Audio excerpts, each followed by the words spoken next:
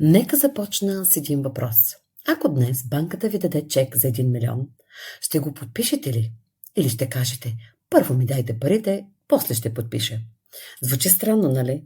Но истината е следната. Повечето хора искат богатство, но не са готови да станат човека, който може да го получи. И точно за това ще говорим днес.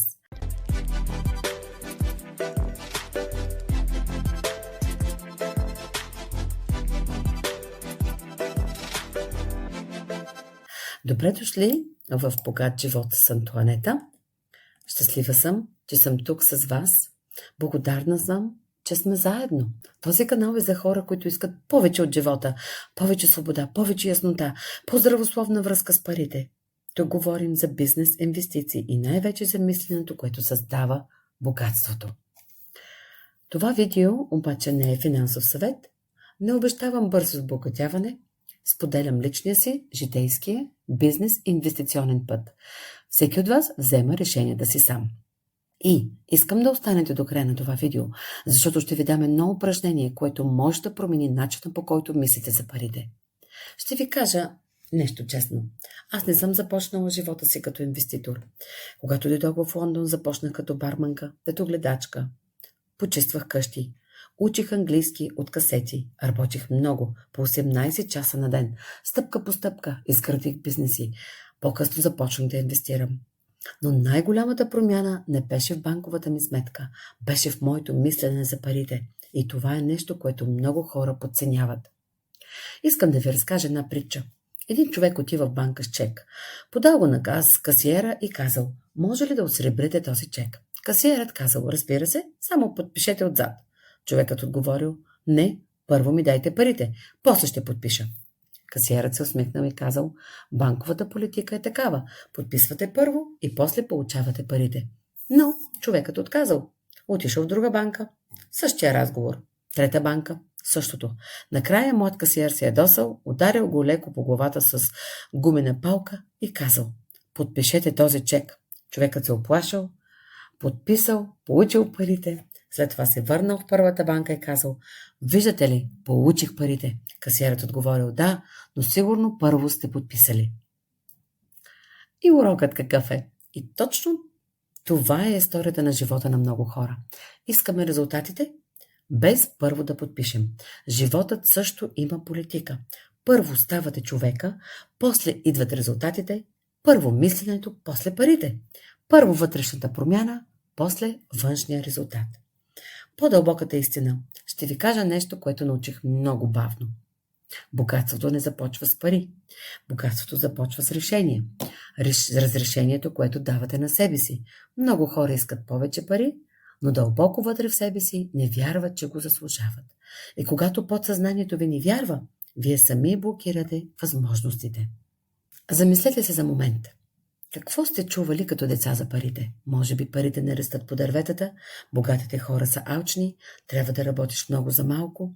Тези идеи остават в подсъзнанието и управляват живота ви. Как мислят милионерите? Когато започна да се срещам с хора, които вече са финансово свободни, забелязах нещо много интересно. Те мислят различно. Повечето хора питат, как да изкарам повече пари? Милионерите питат, как да създам стойност? Повечето хора мислят, колко струва това? Милионерите мислят, каква възвръщаемост може да има. И най-важното е, те не чакат перфектния момент, те започват сега веднага. Спомням си моята първа инвестиция. Не беше голяма, само с 10 паунда. Не беше впечатляваща, но беше важна, защото в този момент казах на себе си, аз съм човек, който инвестира. И когато промените идентичността си, животът започва да се променя. Искам да споделя с вас 3 решения, които променят живота. Първо, поемете отговорност за парите си.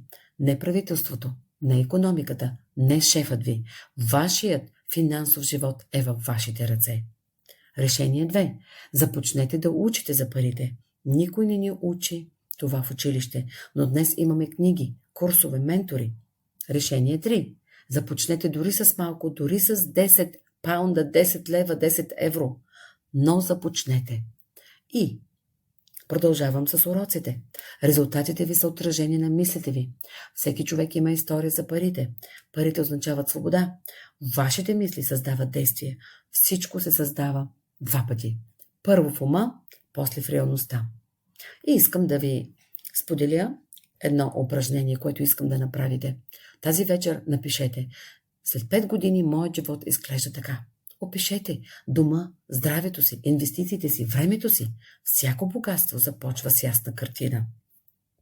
И ако това видео ви хареса, или ако харесвате моя канал и мислите, че имам право да говоря от човек, който го живее, човек от реалния живот, който преминава през точно това, за което говори, искам да ви поканя на нещо специално.